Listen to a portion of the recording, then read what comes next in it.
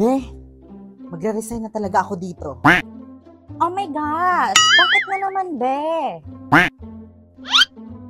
Hindi ko deserve dito.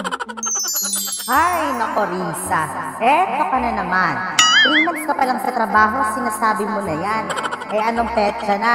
5 years ka na sa trabaho, nandito ka pa rin. Di ka pa talaga nag-awol, no? Para makumpleto yung kabubohan mo.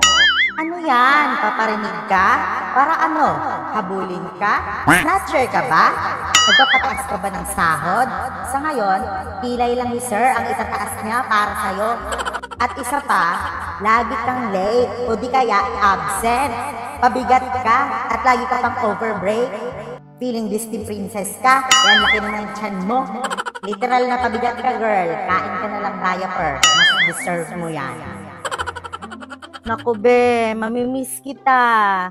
But it is your decision. It's for your professional and personal growth. Kaya support kita dyan. See you around. Alam mo, malaking impact yan kay sir, yung pag-alis mo.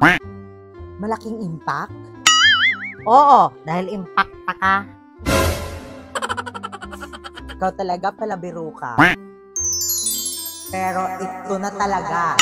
Itutuloy ko na ang paglayas sa opisinang ito nang makatakas na sa mga syararat ng ka-office mates. Plastic ka. Kala mo'y kay gagaling. Sip-sip lang naman kay sir. Dagdag pa kayo sa katoksikan sa opisinang ito dahil mukha kayong butete na kalalason. O siya, sige na, magpasa pa ako ng resignation kay sir. A few moments later.